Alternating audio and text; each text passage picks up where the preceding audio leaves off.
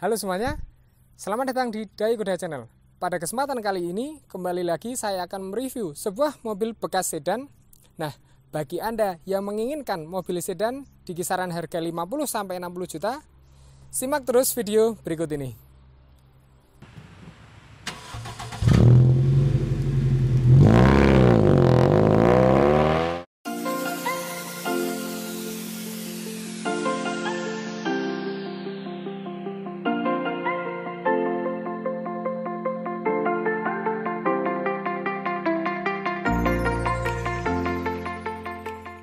Ini merupakan Toyota Soluna tahun 2000. Sedikit menceritakan soal Toyota Soluna. Toyota Soluna awal mula diluncurkan di Indonesia pada tahun 1997 dan terus diproduksi hingga tahun 2002 hingga akhirnya discontinue pada tahun 2002 dan digantikan oleh Toyota Vios. Nah, Toyota Soluna itu sendiri memiliki dua tipe. Yang pertama tipe XLI atau tipe standarnya, kemudian yang kedua tipe GLI. Yang mana Toyota Soluna itu memiliki sedikit sangat disayangkan karena orang-orang terkadang menganggap bahwa Toyota Soluna itu merupakan Toyota X-Taxi, padahal tidak semuanya X-Taxi.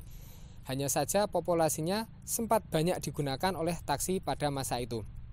Nah, pada mobil ini merupakan Toyota Soluna tipe GLI yang mana memiliki sedikit perbedaan atau memiliki fitur-fitur tambahan dibandingkan tipe standarnya yaitu XLI.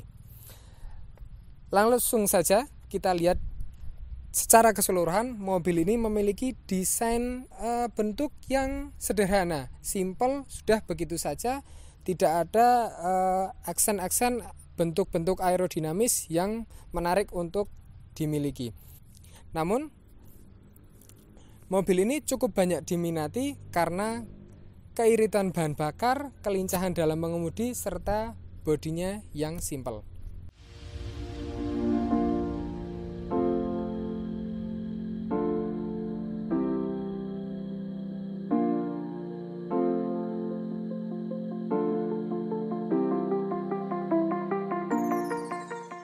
Bila kita lihat dari bagian depan, kita mendapatkan lampu dengan lampunya masih biasa ya, belum menggunakan lampu reflektor, dia masih menggunakan bulan biasa, serta terdapat aksen oranye yang mana menandakan bahwa Mica Orange ini merupakan lampu sen di setiap sudut pada lampu utama. Nah, kemudian kelebihan dari mobil ini, biasanya kalau mobil sudah berumur agak tua, dia lampunya itu mulai menguning ya. Namun pada mobil ini tidak terlihat menguning karena mika lampu itu sendiri terbuat dari kaca, sehingga bukan mika plastik dan tanda-tanda penuaan itu tidak begitu terlihat pada mobil ini. Nah, ke bagian tengah bagian depan kita mendapatkan grill. Namun grillnya ini sudah di custom, sudah di cutting karbon oleh pemiliknya. Aslinya warna grill itu setara dengan warna bodi. Kemudian di bagian bumper kita mendapatkan tambahan lampu DRL, namun ini lampu tambahan yang dipasang oleh pemiliknya. Nah, yang disayangkan pada Toyota Soluna ini, dia belum memiliki lampu fog lamp atau lampu bawah untuk menambah pencahayaan pada malam hari.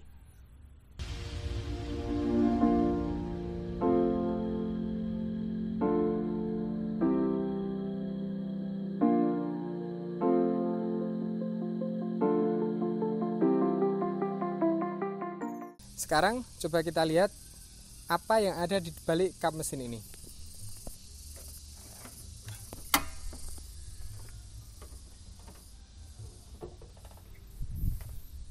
Ya, di balik kap mesin ini dia memiliki mesin berkapasitas 1500 cc 4 silinder dengan tenaga 100 HP pada kecepatan 5000 rpm serta torsi 138 Nm pada kecepatan 4400 rpm. Hanya itu saja yang bisa diceritakan di balik kap mesin itu sendiri, karena ini tidak ada atau belum ada ABS atau fitur pendukung lain yang dapat diberikan penjelasannya.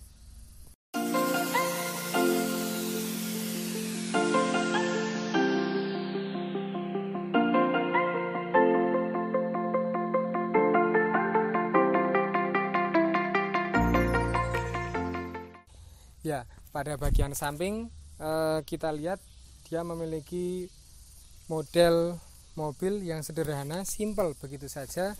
Namun bila kita amati, mobil ini masih cukup menarik ya, masih terlihat kinclong karena pada dasarnya masih banyak full cat originalnya.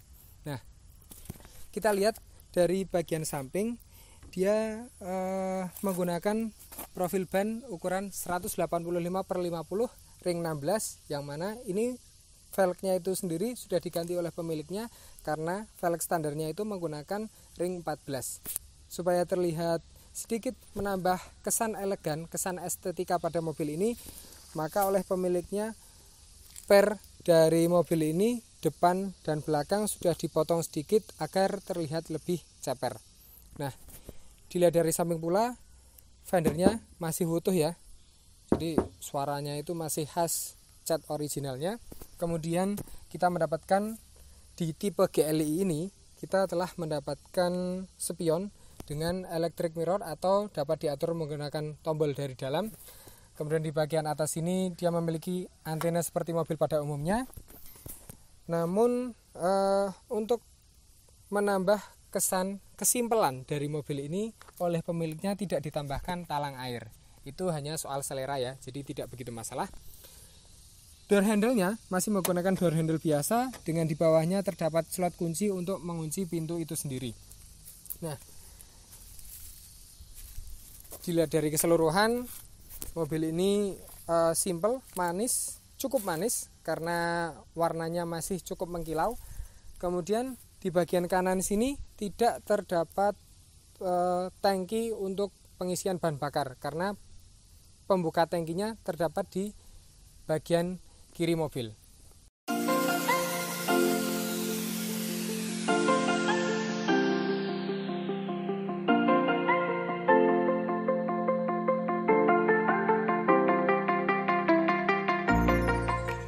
Pada bagian belakang mobil ini mungkin tidak begitu banyak orang yang menyukai bagian belakang itu sendiri, termasuk saya pribadi, karena kita lihat dari belakang mobil ini sangat sederhana sekali.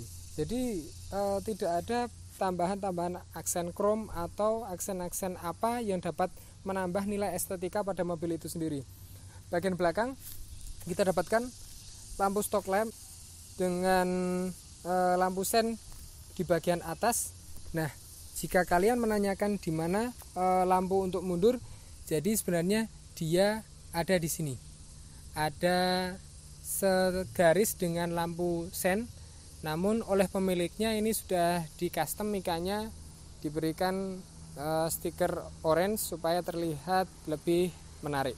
Nah, kemudian di bagian pintu belakang bagasi ini untuk menambah nilai estetika juga oleh pemilik ditambahkan ductile, namun ini tidak berfungsi sebagai apa-apa kecuali untuk menambah nilai estetika saja.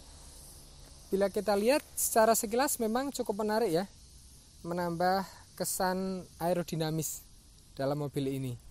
Seperti mobil sedan pada umumnya, dia memiliki bagasi di bagian belakang, ya memang rata-rata bagasi di bagian belakang ya, cuman kalau mobil sedan itu kan memiliki bagasi yang cukup luas. Itu juga ditunjukkan oleh mobil ini. Nah, yang disayangkan dari mobil ini, dia tidak memiliki tuas pembuka bagasi dari bagian belakang, sehingga kita harus membuka pintu bagasi belakang ini menggunakan tuas yang ada di bagian dalam. Namun setelah tuas itu ditarik, pintu itu sendiri akan terangkat, sehingga kita mudah untuk membukanya seperti ini. Nah, di bagian bagasi itu sendiri, pintu bagasi ini bagian dalam sudah dicat sewarna bodi. Kemudian kita dapatkan bagasi yang cukup luas di dalamnya. Dia dapat memuat tas koper hingga kurang lebih 4. Ada lampu untuk penerangan di bagian bagasi, namun ini sepertinya bolamnya sedang rusak ya, jadi perlu diganti. Di bagian bawah bagasi kita dapatkan ban cadangan atau ban serep. Seperti mobil sedan pada umumnya, dia memiliki tempat penyimpanan ban cadangan di bagian bawah bagasi itu sendiri.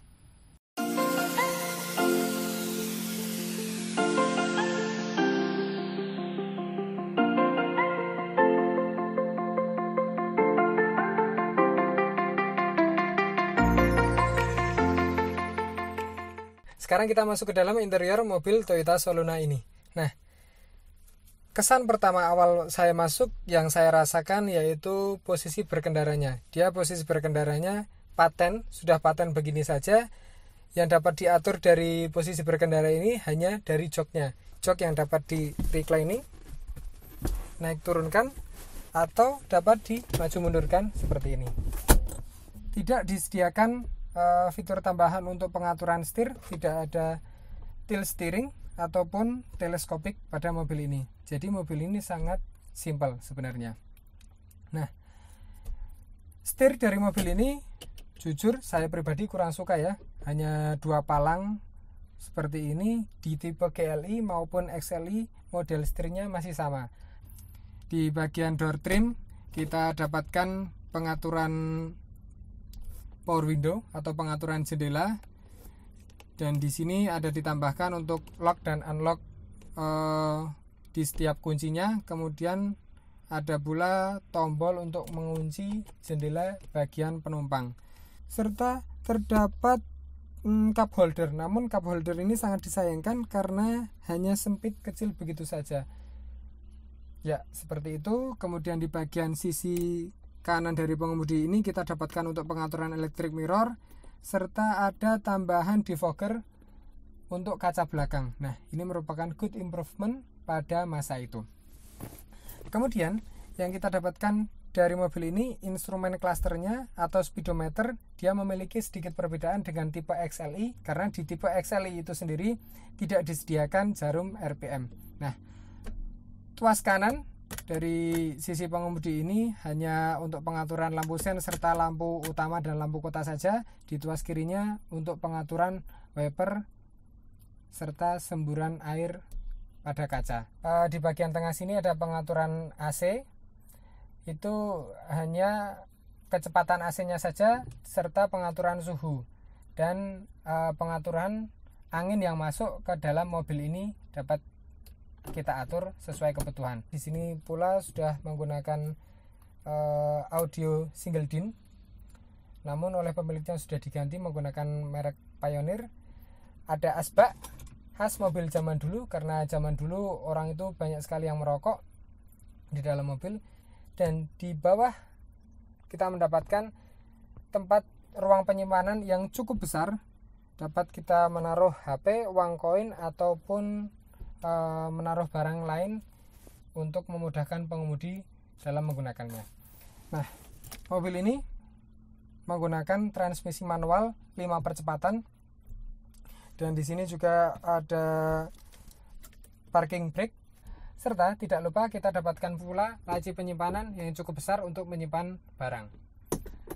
Nah, di bagian atas kita dapatkan sun visor, namun belum terdapat kaca cermin. Di bagian tengah sini kita dapatkan kaca spion dengan pengaturan naik turun, sehingga apabila ada arah cahaya dari belakang kita dapat mengatur naik turunnya sesuai kebutuhan para pengendara itu sendiri. Itu saja yang dapat kita sampaikan pada kesempatan review mobil bekas kali ini. Nah, untuk informasi tambahan, mobil ini akan dijual oleh pemiliknya di angka 53 juta, masih nego. Bagi Anda yang berminat dapat menghubungi di kolom komentar di bawah. Serta beri masukan kepada kami. Berikutnya enaknya mau mereview mobil apa? Silahkan Anda komentar di bagian bawah. Terima kasih telah menonton. Jangan lupa like, subscribe, and comment pada video ini. Serta bagikan video ini sebanyak-banyaknya, bagikan ke keluarga Anda, bagikan ke teman-teman Anda. Siapa tahu video ini sangat bermanfaat bagi semuanya. Terima kasih telah menonton. Saya Faris Hanif. Sampai jumpa di video berikutnya. Bye-bye.